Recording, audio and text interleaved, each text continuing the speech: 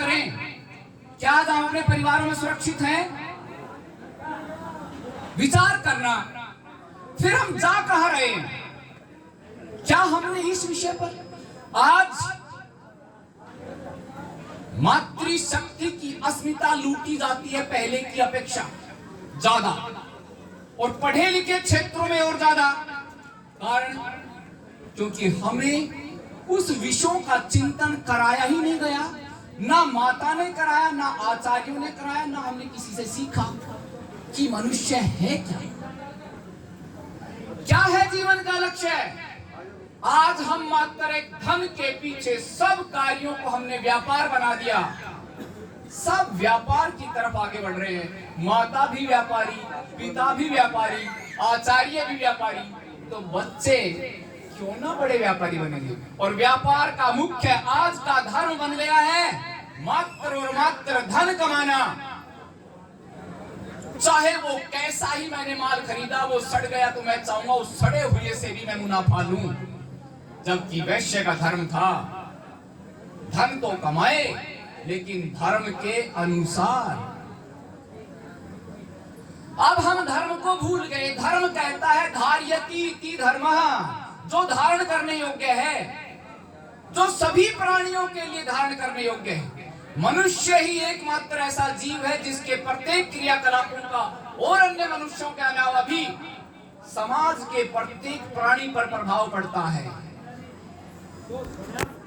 और जब मनुष्य अपने धर्म को नहीं जानेगा तो फिर किस समाज की, किस राष्ट्र की, किस परिवेश की कल्पना करें कि वो आगे बढ़ेगा।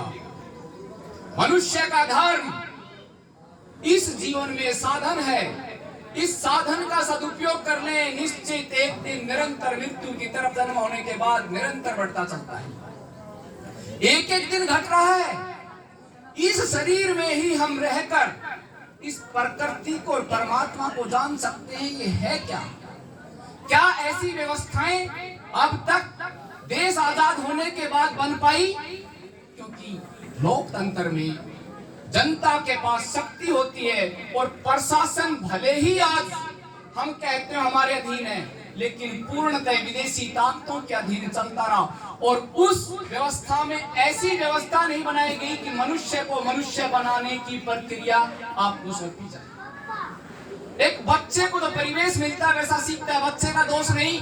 भले ही कहते रहे आज का समाज ऐसा हो गया, बच्चे कहना नहीं मानते, उन माता पिता को कहना मनवाना आता नहीं। हम अपनी गलती को स्वीकार नहीं करते, बच्चों पे थोप देते हैं। बच्चा तो बिल्कुल निर्मल है, दोस्त तो हमने।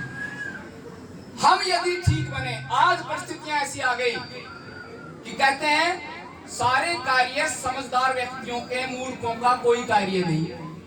अर्थात जो जाग रहा है कर्तव्य तो उसके, जो सो रहा है उसका कोई कर्तव्य नहीं। आप देख लीजिए, आप समाज में किस विचारधारा को मानने वाले हैं? अच्छाई बढ़ रही है, अच्छाई घट रही है, बुराई बढ़ रही है या बुराई घट रही है? यदि आप कहते हैं बुराई बढ़ रही है तो क्यों बढ़ रही है? क्योंकि आप उसको बढ़ाने में सहयोग कर रहे हैं। अभी एक दृष्टांत मेरे मस्तिष्क में आया। श्री रामचंद्र जी जब वनवास गए थे, उनकी पत्नी का हरण कर लिया रावण ने। ठीक है जी।